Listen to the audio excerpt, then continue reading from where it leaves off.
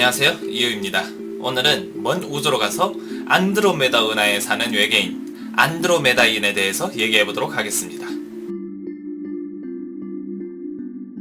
안드로메다 은하는 아시죠? 현재 88개 별자리 중 하나죠. 그리고 안드로메다 자리의 핵심 별은 M31이라고 하는데 사실 이건 별이 아니라 안드로메다 은하입니다. 우리 은하계처럼 수많은 별들로 구성된 은하죠. 안드로메다인을 얘기하려면 절대 빼놓을 수 없는 한 분이 계시죠.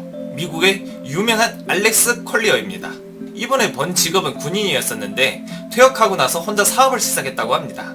이분은 1994년에 한 인터뷰를 진행했는데 평생 안드로메다인과 연락을 해왔다고 합니다. 안드로메다인은 이분에게 많은 우주와 지구에 대한 지식을 알려주었고 그 중에는 많은 비밀사항도 포함되어 있다고 했습니다. 우선 안드로메다 은하에 대해서 알아봅시다.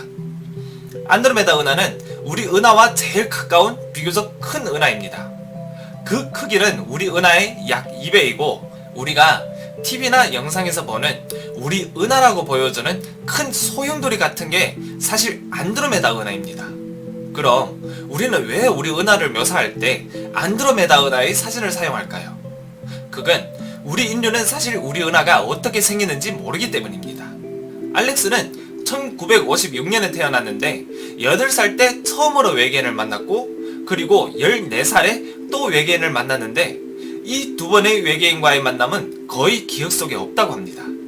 후에 성인이 되고 나서야 이 외계인들이 정식으로 이분을 만나러 왔고 또 이분을 외계인의 우주선에도 데려갔다고 합니다. 알렉스의 말로는 안드로메다인은 키가 약 1.2m에서 2.4m 사이이고 피부는 흰색과 파란색 사이이고 생리적 특성으로 봤을 때 우리 인류와 거의 같다고 합니다. 안드로메다인은 우주의 몇천 개의 종족 중 하나인 인족, 즉 우리가 흔히 말하는 사람 종족을 말하죠. 안드로메다인의 말에 따르면 우주의 모든 인족은 검은고 자리에서 왔다고 합니다. 아주 옛날에 검은고 자리의 한 별에서 전쟁이 일어났는데 그 전쟁은 검은고 자리 전체를 파괴했다고 합니다. 그래서 당시 검은고 자리에 살던 인족은 우주 곳곳으로 흩어지게 되었고 안드로메다인은 그때 검은고 자리의 한 별에서 나와 안드로메다 은하에 갔다고 합니다. 인족은 우주 각지로 흩어져서 각자 생존하기 시작했고 각 별마다 서로 환경이 다 다르다 보니 인족의 외모도 각각 달라졌다고 합니다. 안드로메다인은 정신적인 측면에서는 우리보다 4700년 앞서가고 물리적인 측면, 즉 기술적인 측면에서는 우리보다 5만 년 앞서간다고 합니다. 이 상태는 아주 이상적인 상태라고 하는데 그럼 의문점이 생기죠. 정신적인 측면은 우리보다 4700년밖에 앞서가지 않는데 왜 기술은 우리보다 5만 년이나 앞서갈까요? 그건 우리 인류가 정신적인 발전에 비해 기술력이 많이 떨어진다는 것을 얘기해주고 있죠. 이 원인은 잠시 뒤에 얘기하도록 하겠습니다. 그때 인터뷰를 진행하던 기자는 이런 질문을 했습니다. 안드로메다인은 왜 년이라는 단위로 진화의 정도를 묘사했나요? 알렉스는 이에 대해서 사실 안드로메다인은 시간의 개념이 없다고 했습니다. 본인이 이해하기 쉽게 하기 위해서 우리가 사용하는 년이라는 단위를 사용했다고 합니다. 기자는 또 질문하죠. 안드로메다인은 영어로 당신과 대화를 했나요? 알렉스는 이렇게 대답했죠. 안드로메다인은 언어가 없고 의식으로 교류를 합니다. 즉 텔레파시를 이용해서 서로 대화를 하는 거죠. 그래서 그들은 저와 대화를 하는 게 아니라 의식 교류의 방식으로 바로 저 머릿속에 이런 내용들을 전달했습니다. 그럼 의식으로 교류를 한다는 게, 즉 텔레파시로 대화를 한다는 게 진짜로 가능한 일일까요? 이에 대해서는 향후에 별도로 설명해 드리도록 하겠습니다. 안드로메다 은하에는 이 안드로메다인들이 가기 전에 이미 원주민들이 살고 있었다고 합니다. 그리고 우주에는 생명의 형태는 아주 다양하다고 합니다. 우리처럼 유기물로 구성된 생명체도 있고 플라즈마 형태의 생명체도 있다고 합니다. 좀 빛이나 영혼, 그런 존재인 거죠. 알렉스의 말에 따르면 우리 인류는 3차원 세계에 살고 있고 안드로메다에는 5차원 세계에 살고 전체 우주에는 11차원의 세계까지 존재한다고 합니다. 우리는 2차원 세계를 볼 수 있지만 4차원 세계를 볼 때는 살짝 빛 같은, 그리고 신 같은 우리가 이해할 수 없는 존재라는 겁니다. 즉 안드로메다인들에게도 신이라는 게 존재한다는 거죠. 그들도 5차원 이상의 세계에 대해서는 이해할 수 없으니까요. 그리고 4차원 이상의 세계는 의식이 물질을 결정하는 차원 세계라고 합니다. 5차원의 세계에서는 의식이 순간 물질을 결정하는 차원 세계라고 하죠. 그래서 5차원의 세계에서는 의식이 아주 중요합니다. 만약 이상한 의식이 있다면 물질 세계가 아주 이상하게 될 것이니까요. 사실 우리 인류도 지금 5차원 세계에 갈 수 있다고 합니다. 그런데 거기로 가게 되면 아주 엉망이 되겠죠. 순식간에 멸망할지도 모릅니다. 왜냐하면 우리 사람들은 별의별 의식을 다 가지고 있잖아요.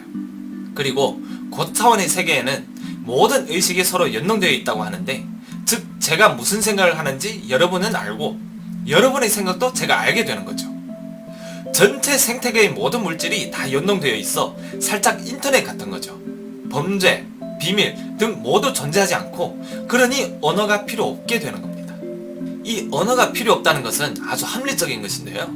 아직 언어의 기원 영상을 준비 중인데 살짝 얘기하자면, 사실 우리 인류가 언어가 있는 것 자체가 미스터리입니다. 이건 자연의 진화론에 적합하지 않습니다. 왜냐하면 자연계는 언어가 필요 없는데 사람만이 언어가 나타났죠. 그리고 언어는 거짓말을 할 수 있잖아요. 이것도 자연의 존재 법칙에 적합하지 않습니다. 그래서 사람의 언어는 고의적으로 나타나게 했다는 거고, 사람과 사람 사이에 간격을 두기 위해서라고 합니다. 안드로메다인들도 우리와 마찬가지로 육신이 있습니다. 학교도 다니고 아기도 낳고요. 그럼 안드로메다인들은 아기를 낳기 위해서 의식으로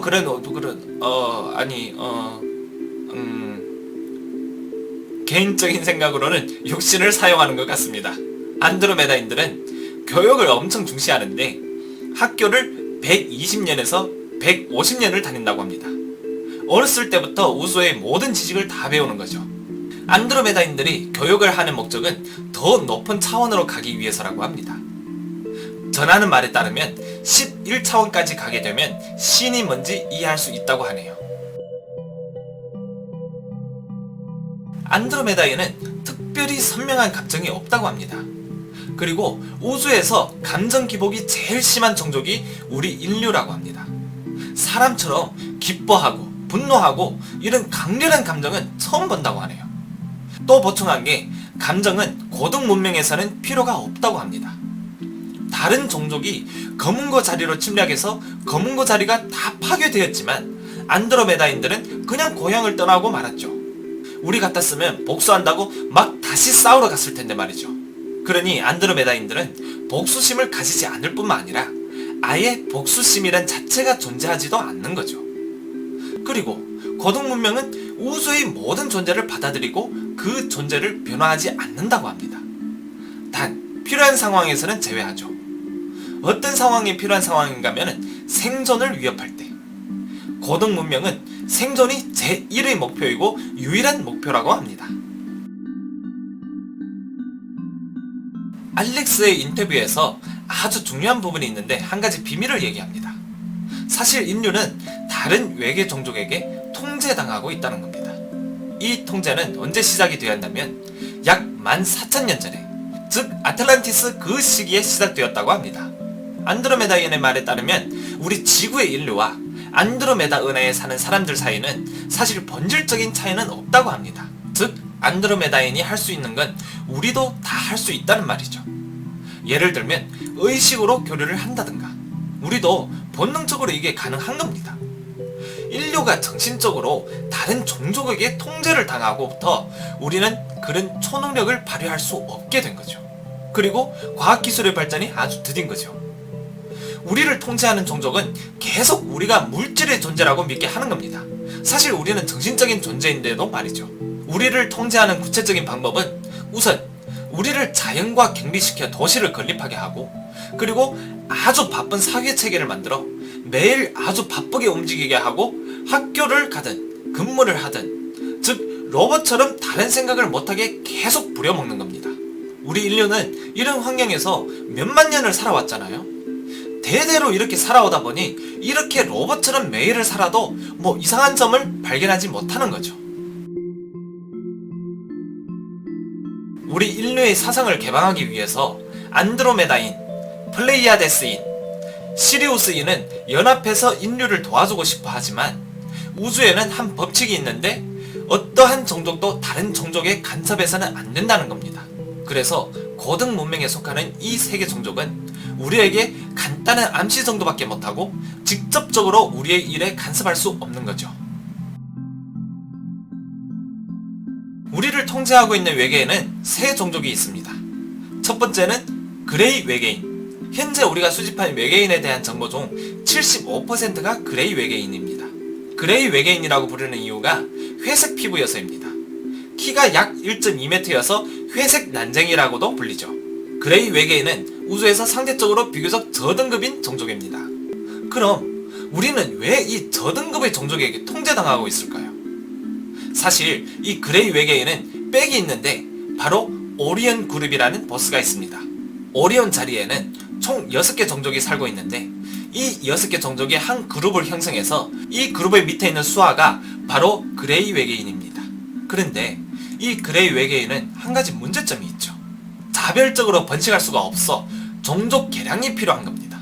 그래서 오리온 그룹은 그레이 외계인을 지구로 파견해 인류의 번식 유전자를 찾아서 그레이 외계인을 종족 개량을 하려는 것입니다.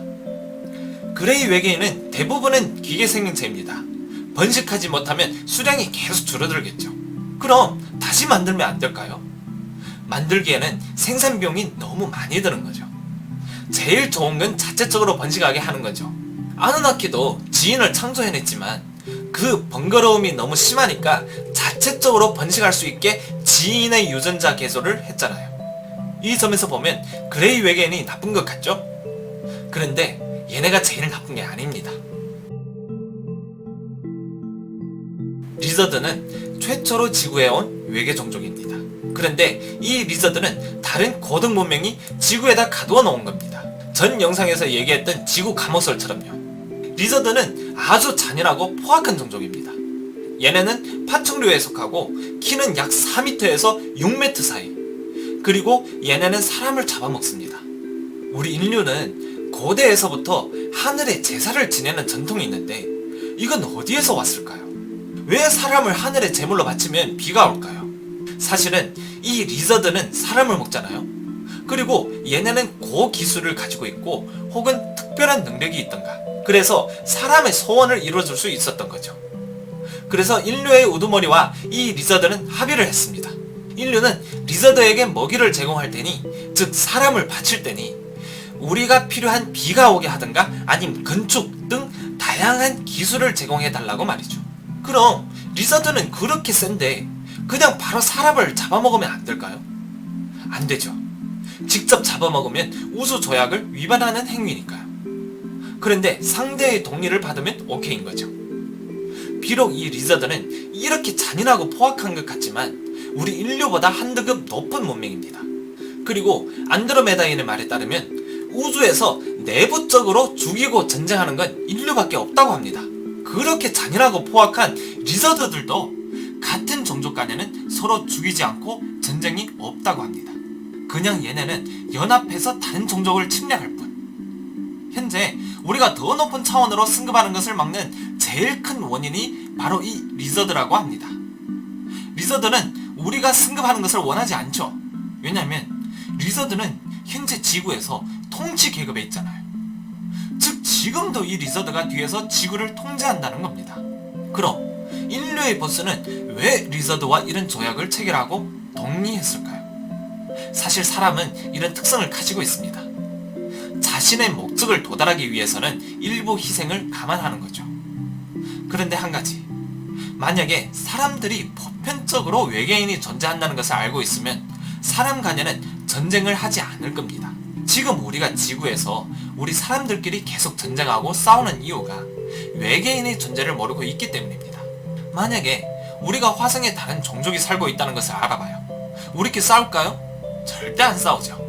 그래서 리저드가 사람을 통제하는 제일 간단한 방법은 사람들이 영원히 외계인의 존재를 모르게 하면 되는 겁니다. 좀 전에 세계 종족의 외계인이 우리를 돕는다고 했잖아요. 지금 이 리저드는 우리를 이렇게까지 괴롭히는데 도와준다고 하면서 왜 아무것도 하지 않고 있을까요? 우주조약에 따르면 직접 도와줄 수 없는 겁니다. 우리에게 암시하는 것만으로도 아주 큰 도움을 주고 있는 거죠. 안드로메다에는 우리 인류가 같은 종족으로 느껴져서 우리가 너무 불쌍해 보여서 이렇게 도와주는 것일지도 모르는 겁니다. 그리고 고등 문명은 감정이 없다고 했잖아요. 그러니 최종적으로 우리를 막 도와주지는 않고 그냥 이런 비밀이라도 알려주는 거죠. 시리우스인은 아주 재밌는 종족입니다. 시리우스인은 사실 옛날에 지구에 왔었습니다. 이걸 어떻게 알았냐고요? 아프리카에 말리라는 나라가 있는데 이 나라에는 아주 원시적인 부족이 하나 살고 있습니다. 이 부족에 사는 사람들은 도건족이라고 하는데 이 사람들은 아직도 원시적인 생활을 하고 있습니다. 그런데 이 도건족은 시리우스의 존재를 알고 있습니다. 그리고 시리우스가 타원형의 궤도라는 것도 알고 있고 밀도가 아주 높고 체적이 아주 작은 별이라는 것도 알고 있습니다. 그들의 전설에는 시리우스에 사는 사람은 인어라고 합니다. 즉 반인 반어라는 거죠. 안드로메다인도 시리우스인은 반인 반어라고 했습니다. 반수생 생물이라고 하죠. 현재 천문학자, 과학자들은 보편적으로 이런 전설을 받아들이지 않습니다. 왜냐면 시리우스는 항성이니까 생명이 존재할 수 없다는 거죠. 그런데 영상 시작할 때 고등 문명은 플라즈마 형태일 수 있다고 했잖아요. 우리 태양을 보면 태양 전체가 플라즈마 형태입니다. 우리는 그냥 태양이 발광한다고 하지만 이 태양이 한 생명체일 가능성도 있다는 거죠. 안드로메다인의 말에 따르면 우주에는 많은 종족이 지구로 이민을 원한다고 합니다. 제일 많을 때는 지구에 23개의 종족이 있었다고 합니다. 제일 먼저 온 놈은 리저드이고 후에 다른 종족은 다 퇴각하고 현재 리저드만 남은 거죠. 그리고 그레이 외계인은 가끔 한 번씩 들리고 우리 인류는 우주 문명에서는 아주 하등급인 종족입니다. 그건 우리 의식이 통제당하고 있기 때문이죠. 만약에 진짜 전체 지구인이 외계인의 존재를 알게 된다면 제일 우선적으로 우리끼리의 전쟁이 없어질 거라 봅니다. 우리는 하나로 똘똘 뭉쳐서 다른 우주 종족보다 더 강해지는 게 목표가 될 것이니까요. 자, 오늘의 영상은 여기서 마치도록 하겠습니다. 재밌게 보셨다면 구독과 좋아요, 알림 설정까지 부탁드리겠습니다. 감사합니다.